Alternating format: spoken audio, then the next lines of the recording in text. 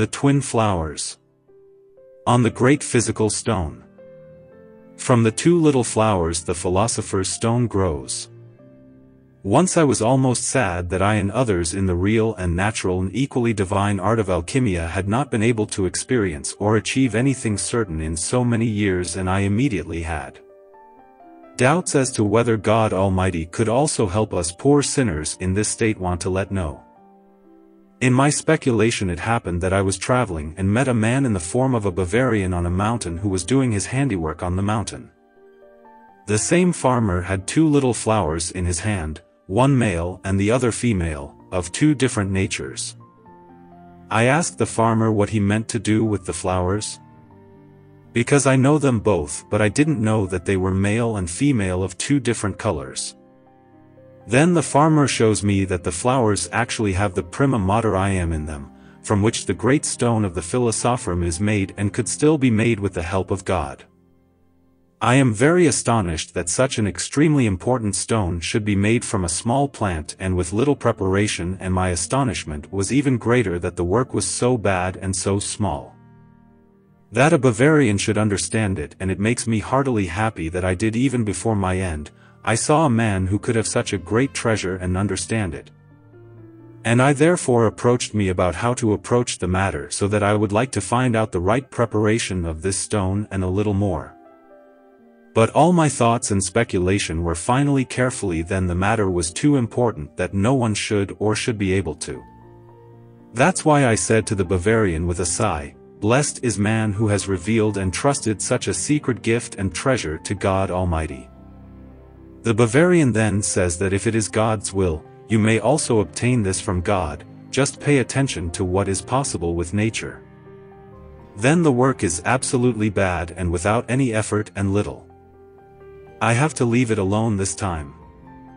At another time, not long afterwards, I set off on my journey again and decided to go back to the farmer and ask about the flowers, which were then lying on the table in front of the farmer and had not withered in the hot summer. Asked how it could be that the great stone of the philosopher should be created from such bad things. Then farmer asked if I hadn't read in the philosopher's writings that they wrote that such a stone could be made with very little effort, apart from a small and bad thing known to almost everyone. If he wanted to trust me with such a great secret, I should thank God for the poor and help the needy and make good use of such treasure. This makes me very happy, and I didn't know what answer I should give so soon, and when asked I praise God and can't thank him enough for such great veneration. I was now eager to find out how to do the work and asked the Bavarian to tell me the right reason and not to seduce me. He then said I could easily judge that it was the right path to art, and whoever lacked it would find it impossible to get to this great treasure and the noble stone, and then said, "Let's make a welding pool that is surrounded on the inside with stones and clear crystals and kept safe. And the Krichstallen is made of old, thick oak wood and needs to be vested and covered so that the hot sun in the middle of summer doesn't shine through the Krichstallen into the sweat pool. Around the wooden covering, make a copper covering that lies smoothly on the wood, as high as the wooden covering so that no foreign moisture can get into the wood. For such a thickest bath, let a moat lead into it and have a spring of warm bathing in it so that it doesn't come into it in winter freeze and the water in the ditch is constantly open. Ultimately, a good wall is drawn so that the bathroom is well protected from the accident. If everything is well done with diligence, then put a flower in the middle of it, subtly chopped, washed and dried again in the Krichstallen bath. The same is completed with a Krichstallen lid, and at the same time the copper cover is covered with oak wooden vest so that this artificial sweat pool is protected and safe from all external heat and humidity. In such a bath in constant warmth, let the same noble flower sweat for up to 40 days without stopping. From such flowers you will get the most noble smell and the most subtle thing that is hidden inside, but the flower will not wither in the sweat bath. Nor will its strength and substance. Keep in mind that, regardless of the above-mentioned tribulation, it will still bear its seed and bear fruit, which is surprising. And the Bavarians say further, just as you did with the flowers of the male gender and handled them in the sweat bath, So also do the flowers of the female gender, and they will also not wither and yet give off their smell, and that of all things most subtle, and after the sweat bath there will be the flowers also have their natural seeds and fruit collected. Following this, in the name of God, take part of the noble smell and all the subtlest of the male sex, and a part of the female sex, put it back into the sweat pool and close it completely beforehand so that no stranger can go in there. And you will see how it is first in a black color and then in strange colors. There the king lies with the queen in his friendship and unite with one another. Let it stand its time until the philosophical night is over. Then you will rough the king of all earthly riches as a ruby find alone, and the queen has merged with the king in his being, and have become two.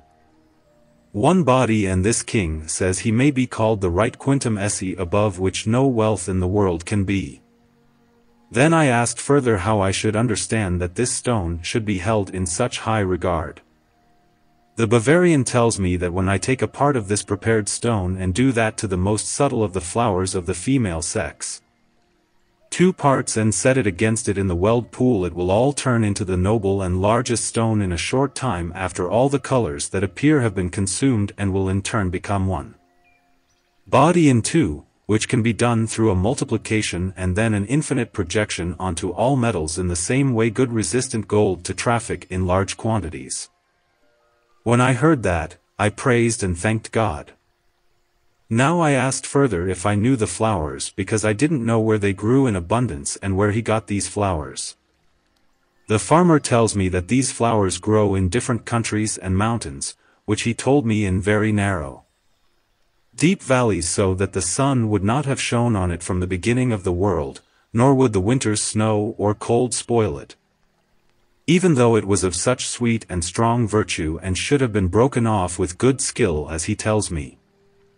That's why a philosopher wrote not wrongly when he said that the great stone of the philosophers would be made from it. It was a single thing, that is male and female sex, that are counted in one body, and so common that the poor also have more of it than the rich. That is, understand that these flowers are broken off by the poor and given to the rich for their pleasure for money. I further asked whoever heated the welled pool whether it also had to be artificially heated.